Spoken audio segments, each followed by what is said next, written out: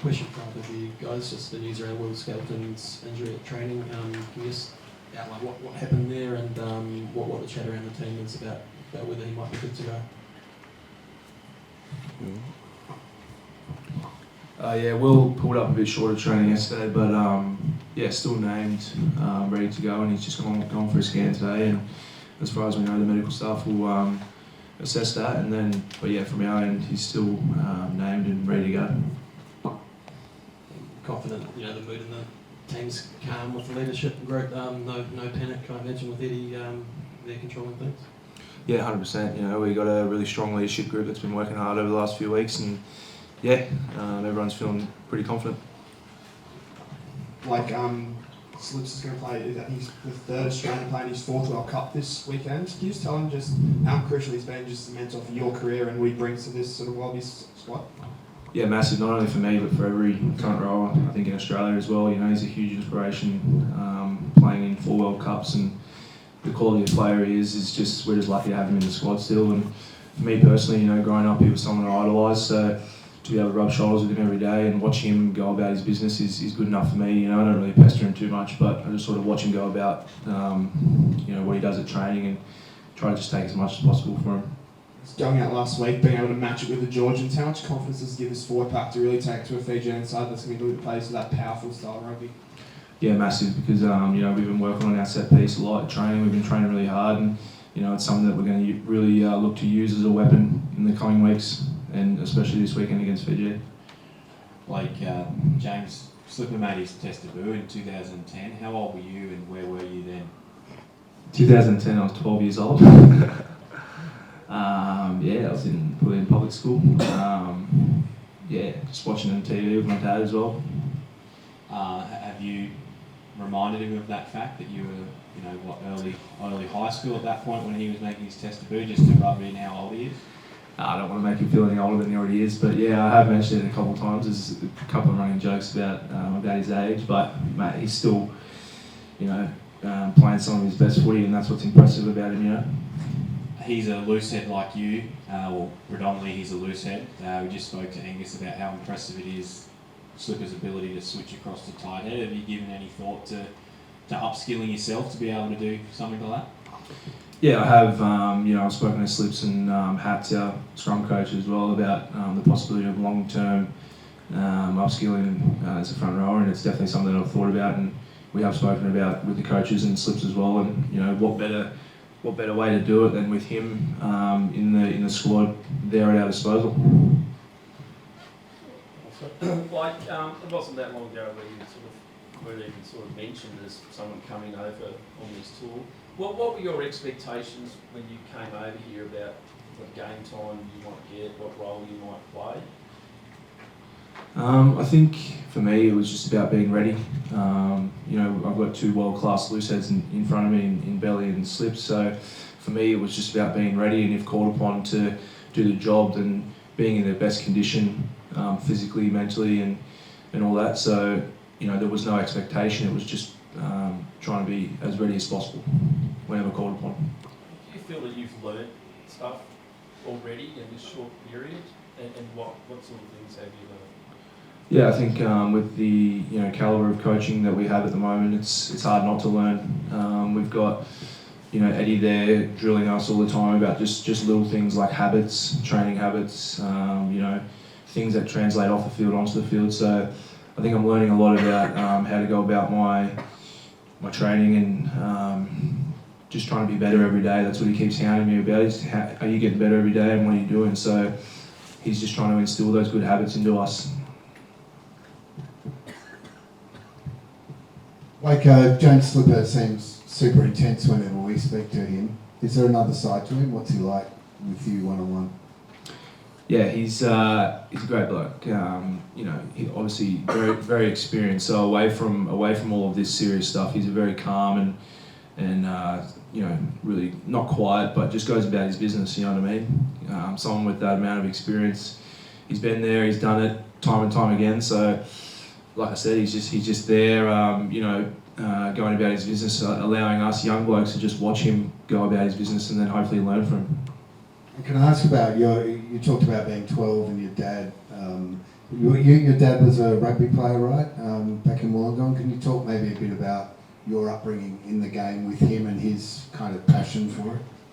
Yeah, like, when we were younger, we had my dad who was a rugby player and a coach as well, so he coached me and my younger brother and all that when we were younger, and, it was massive for us to play at the local rugby club when we were in the Shamrocks down in Wollongong. It was a massive family vibe down there. All the families are really close, they still are. Like, my mum and dad bring some of their family friends along to the Brumbies games when they can, and it's just it was a really good upbringing.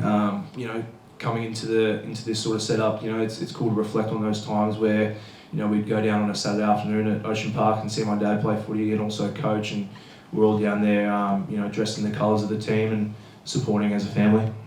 And are they over here, and what has you been here to them? Yeah, Mum and Dad are over here now. I'm actually going to catch up with them after this for lunch. Yeah, it's special. This is why I do. This is why why I do what I do, because I want to give them moments like this where they can see myself, and we're lucky enough to have my younger brother also in the NRL. So it's moments like this that really make me proud as a person. Like you mentioned your brother, and also like Wollongong is predominantly a rugby league town. Like, was it always about rugby for you, or did you ever think about taking the rugby league path, like Aaron? Yeah, well, we all played rugby union when we were younger, and me and Aaron both played league as well. My older brother played union, he still does as well when in the Shamrocks. So I think we both did both, and then eventually went on our own path. But Aaron was always in the junior development setups for the league through the Dragons, and I was able to do that, but then chose to go to Nudgee College in Year 10, lucky enough to get an opportunity to go there, and that was where the whole rugby union pathway started for me. Like about a year ago, you were in the classroom teaching. How does nerves of a World Cup cauldron compare to a classroom full of naughty kids? Yeah, it's pretty different. It's just cool though to think about where I was 12 months ago, and now being able to be here and do stuff like this. It's pretty cool. But I guess now it's about turning it into what's the job that's at hand. And I think it's important to normalise that now, and I think I'm starting to do that, which is good. And it's just all about going out there and doing the best job for the team and the country. Do you have any stories of the kids who probably had you a year ago and are now watching you play for the Wallabies? Can you share some stories of those kids at the schools you taught at and the support you received back home? Yeah, I still talk to the teachers that I used to work with, and they always send me funny messages about what the kids are up to and that, which is pretty cool. I still remember my last day when I was teaching. They all knew I was going to quit teaching and go down to train with the Brumbies, and I actually put up one of my games on the big screen because all the kids were asking me, and they were all like criticising me, like because they saw me walking around the field and were criticising how I was going. But no, it was pretty cool to share that, and then still be in contact with a few people at the school. The principal who I worked for actually sent me a message the other day, which was pretty nice. Little quirky one. Tom Hooper the other day was saying that when he's dogging at training, Eddie tells him to run as hard as he does to the Oberon bottle. What does Eddie say to you to motivate you? Lots of things. Trying to think what's sensible to say right now. No, he just reinforces, my stature, I think, and uses that as a bit of motivation. But yeah, it's that in many different ways. You know what he's like. He's very good with his words and motivation. So yeah, he's awesome.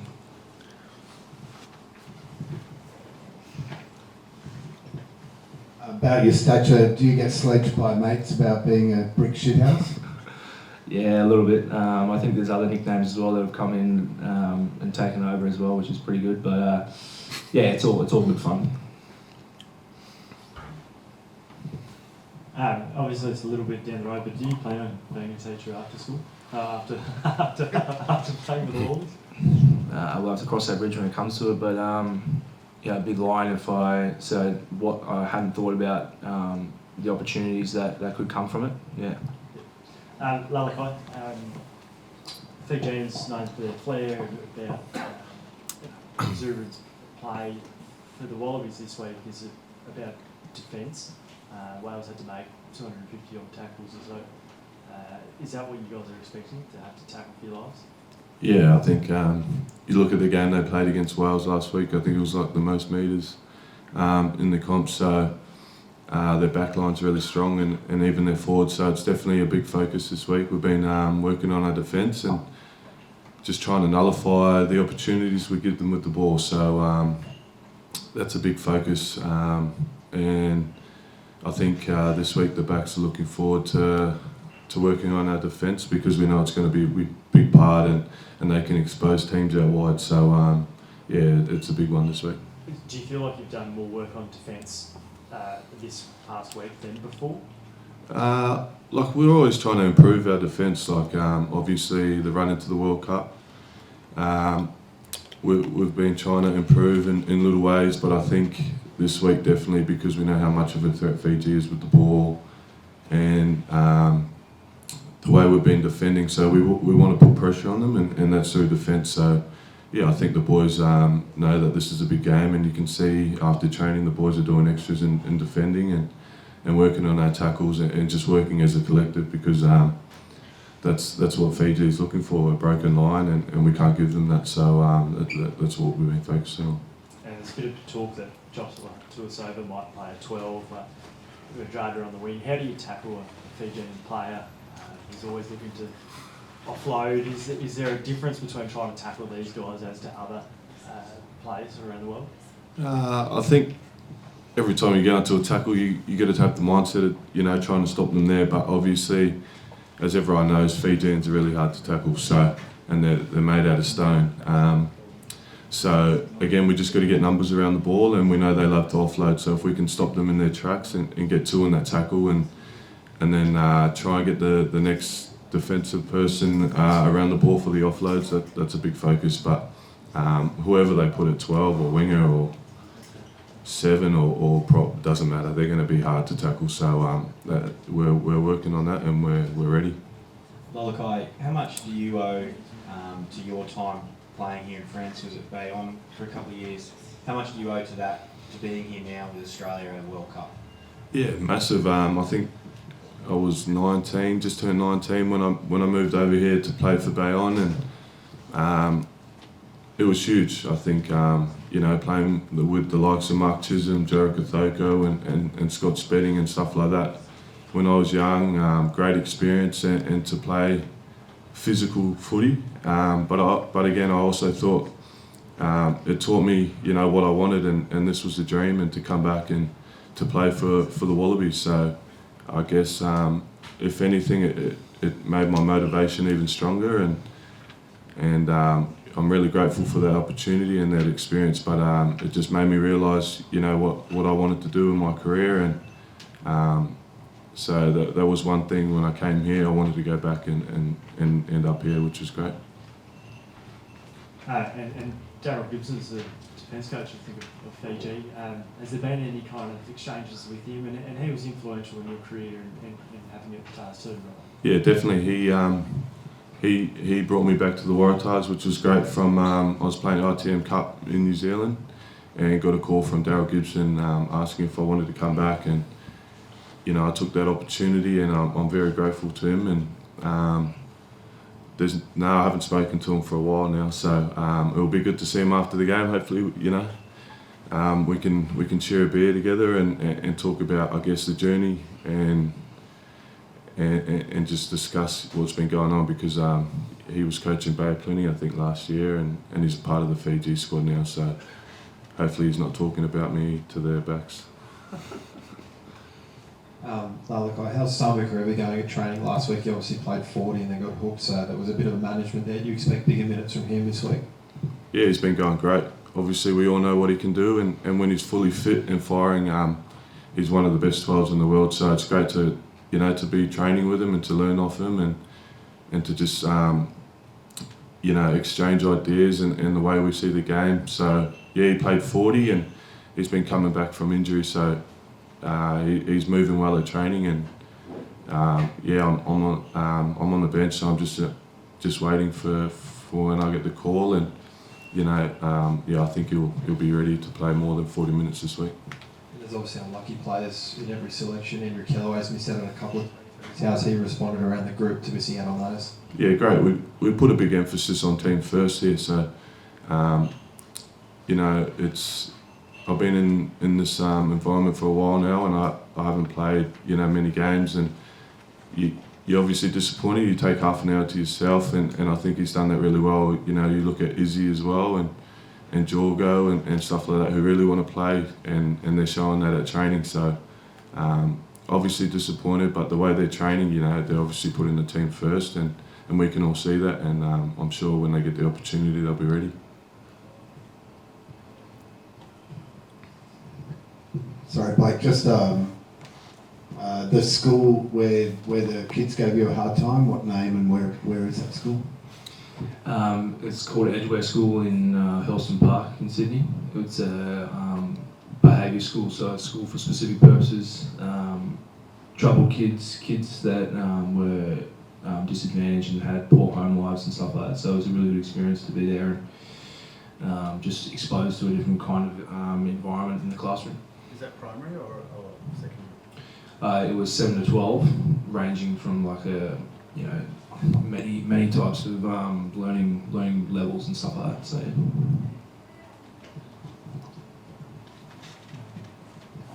What were you teaching?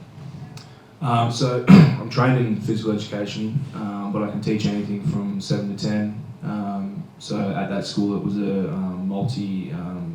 multi-learning facility. So you just create programs for kids depending on what their interests were, because a lot of them were coming from, in and out of juvie, and a lot of them hadn't had a lot of schooling in the periods before they came to our school. So it was more so about tailoring the programs to the interests of the students.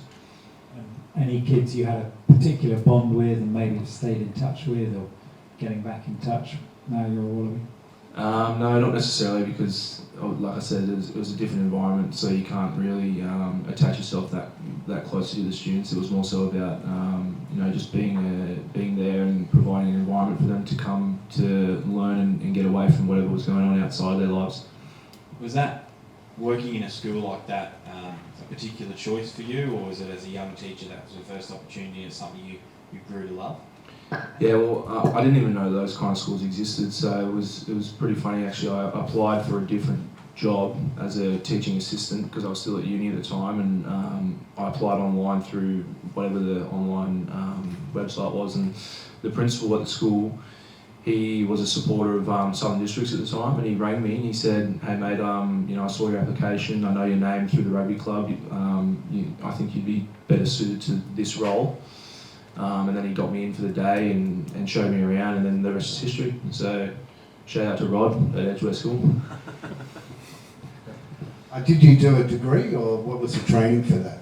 Yeah, so I'm graduated in secondary health and physical education. Did my degree at Wollongong Uni and finished that the last year before.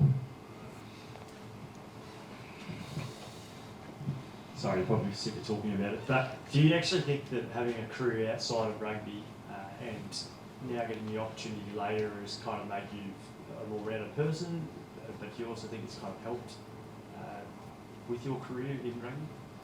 I wouldn't say more well-rounded. I think at the time I do give credit to the job that I had, because it gave me the opportunity to be appreciative of what I had at the time. I had a great work environment there at the school, and I really enjoyed what I did, and that allowed me to have other things going on other than rugby, because at the time I was playing at Southern Districts and we weren't going so well results-wise and stuff like that, and there were aspirations to go higher, but at the time I was pretty content with the job that I had. So I think it gave me a lot of clarity and all that with what I was doing at the time, and I think I credit that to where I am today.